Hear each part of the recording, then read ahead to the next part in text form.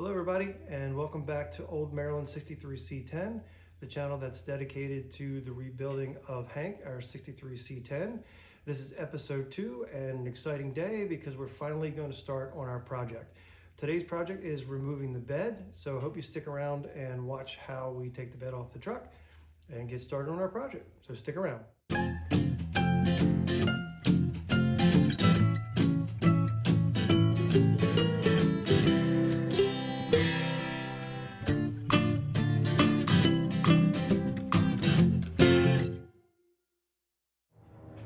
Okay everybody, before we actually start on the bed of the truck, let me show you the dolly I built to hold the bed.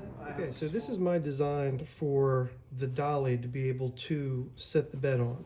It'll sit upright on the dolly. I was trying to make some measures based on the bed, of course. So the bed is 76 inches wide. And of course it's got curves there on the back. So I got that as close as I could. The height of it, I'm gonna set it up on the rear tailgate part. The height of it is about 30 inches.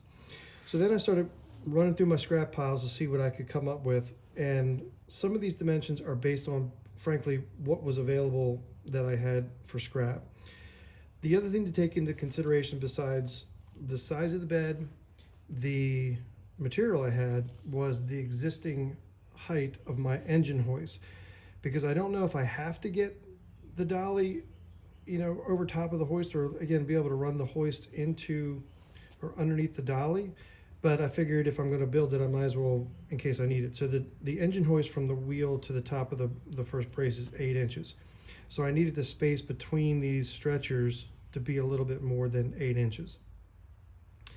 So I had a couple 2x4s that would be 80 inches long.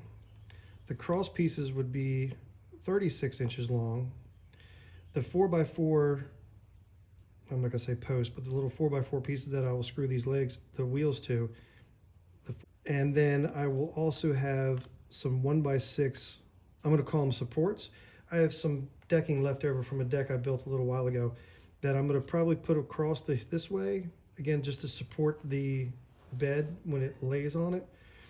And I also have some scrap material that I'm gonna probably brace the bed to the cart or to the dolly to help stabilize the bed. It just has to roll around in my garage. I think like a lot of people, our garages are small, so as many things as we can have on wheels is an advantage.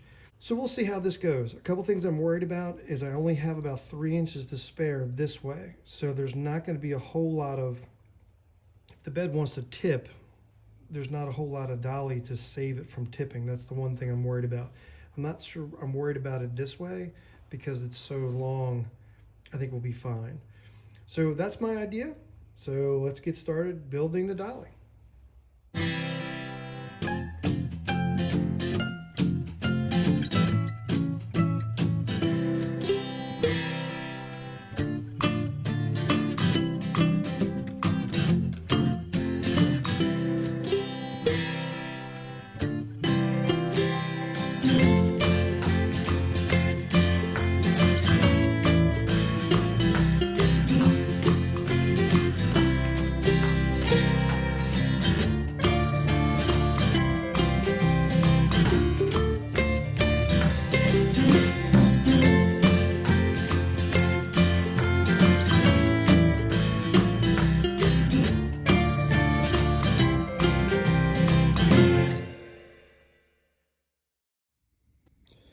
Okay, so that's our dolly for Hank's bed, and I haven't nailed those braces down just yet. I'm probably going to put some cross bracing in it, like 45-degree angles to be able to give it a little bit more stability. But that's it. So we'll see how that goes. So the next step is to get Hank's bed off the truck. Okay, the first step for getting our bed off our truck, in this case, this truck's got a fuel cell and tank, so let's start out with something easy and just take the fuel cell out and get that put aside. So it's only holding in by 2 straps right here, so this should be hopefully an easy removal.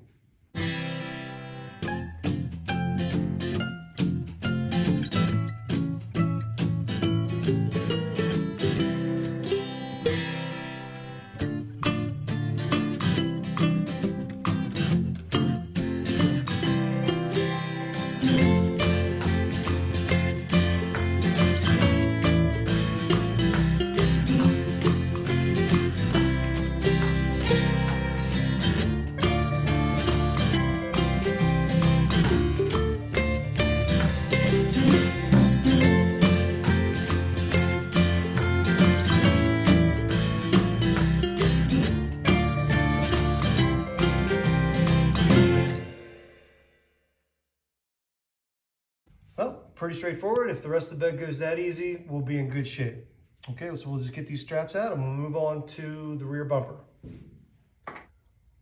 Okay, so now we're under the truck working on the bumper.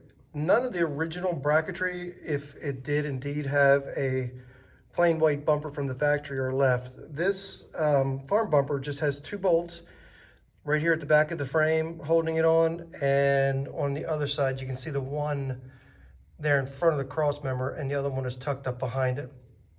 So the 2 side ones I've already pulled out.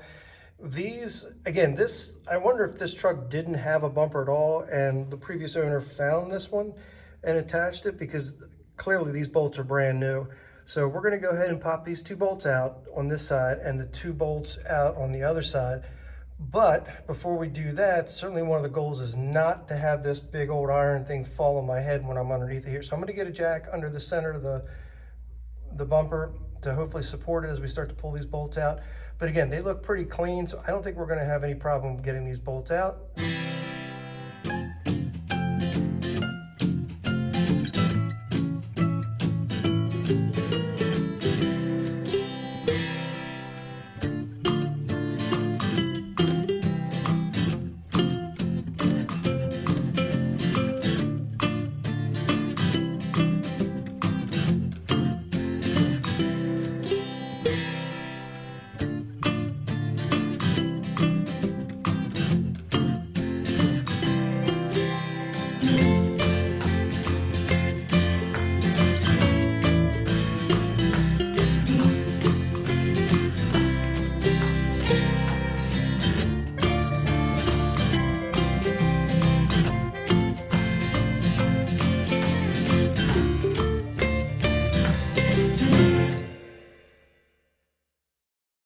Okay, that was easier than I thought. Let's go do the other side. We're gonna leave this bolt in here for right now to hold this side up. The jack does have most of it. I mean, I can move it around, but I don't want to pull that bolt out until we're ready on the other side to get that done. So let me switch to the other side and we'll come back and hopefully drop the bumper.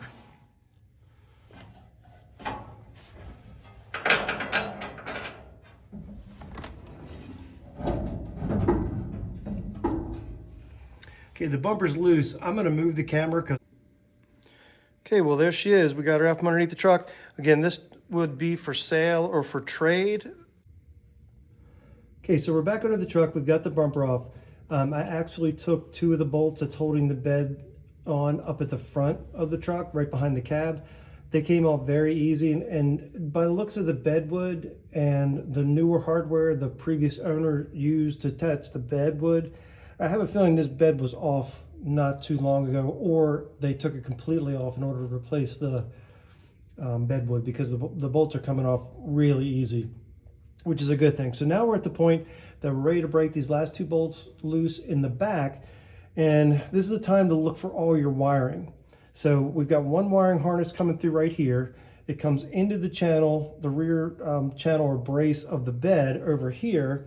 So we want to make sure we have all of those unplugged, and to be able to allow the bed to come off. Also up inside the channel, there's little clips that hold the wiring to the channel. Now, as I've said in the beginning of the video, my goal is to be able to take this bed off in one piece and put it back together in one piece. So if your goal is the same, you want to make sure you're really careful when you start to move some of the wiring in here. Even though I'm going to replace all the wiring, so this will all be new, this is one of the things I want to update, I certainly want to keep the clips, because I want to be able to clip the new wiring right back into the factory place. So I just want to be mindful of that when I'm pulling this wiring away and freeing up the bed. The other thing that you want to look for is ground straps. I didn't see any on this one, which I think is kind of unusual. My parts truck had probably 4 ground straps connecting the bed to the frame. And I don't know if that was somebody, did some work on that truck to add all those ground straps. Maybe they had some electrical problems and they thought it was a grounding issue. But this truck doesn't have any that are attaching the bed. 'Cause the last thing you want to do is have this bed start to come off the frame and be hooked by a wire or something. And I'm going to use my engine hoist to lift the bed off, and you'll see that here in a second. So let me finish getting these wires out. Let me get the last couple bolts out of the bottom, and then we'll move back to the top side. Okay, Okay, so we've repositioned the truck. I pushed it back over towards the side of my shop to give me a little bit more room to take the bed off. I took the tires off and set the entire truck on the lowest I could on my jack stands just to drop the bed a couple more inches. This tire had to come off in order to get the engine lift underneath the truck in order to lift it up. But I figured I'd just drop it down as low as I can just to save a little bit of height. So if anybody's wondering, this is a little brace or a lift that I put together when I had to remove my 62 bed. The 4x4 in the middle is 42.5 inches long, and I'm sure that's just because that's the scrap piece I had and I didn't cut it. So I don't think that's a magic number. The cross pieces are 72.5 inches, maybe 72.25. Obviously I had to cut those to fit underneath of the lip. Just put an eye bolt in the middle to be able to lift the bed. So truck is positioned the best I can. The lift is in place. The jig is in place. So we'll see if the bed comes up. Now I will say, if you have a truck that's clearly have nicer paint than mine and are more worried about it, I would put cardboard or tape or something between the cab and the bed, because when I picked up my 62 bed and the way this lift is set up, it kind of wants to move all over the place. So if you don't want any scratches or anything worse inside of your cab, then I would put some cardboard or something in between. Again, this truck is coming apart in pieces to go back together quickly. Not that I want a dent in the cab, but I'm not as concerned about it. So let's go ahead and lift it up and see if we can get it off the frame.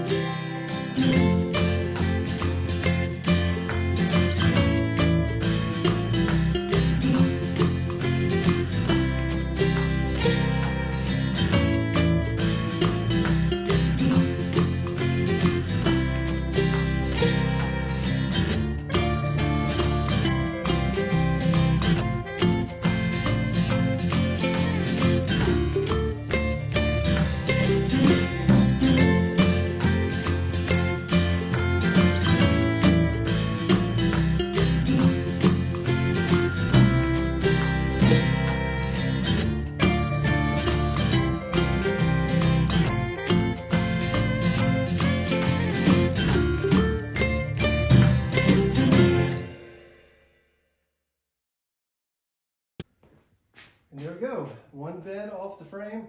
I'm gonna lower it down to get it set, put the tires back on, probably scoot the truck over a little bit more, and then figure out a way to set the bed on the dolly. Okay, be right back. Okay, well, we got the bed up on the dolly so I can kind of stash it in my shop and a little bit out of the way. Again, it's a small shop, so it's not gonna be completely out of the way, but at least I can move it around and move the truck around.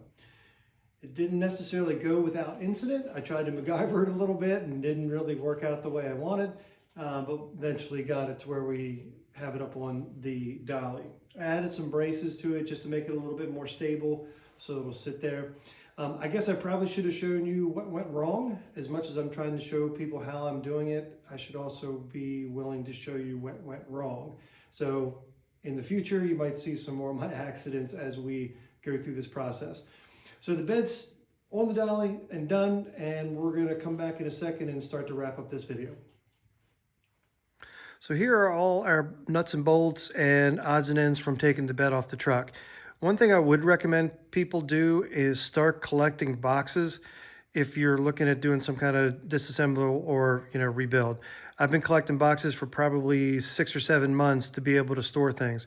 I want to make sure I write everything on the boxes that I'm keeping in here, because again, this is probably going to be about a year-long project. I want to make sure I'm labeling everything and keeping everything together. So for instance, this box is going to have everything off of the removal that we did today, so that when the time comes to put the bed back on the truck, I can just grab this box and all the pieces are in it. So the bed bolts, the bezels, miscellaneous. These are some of the newer pieces.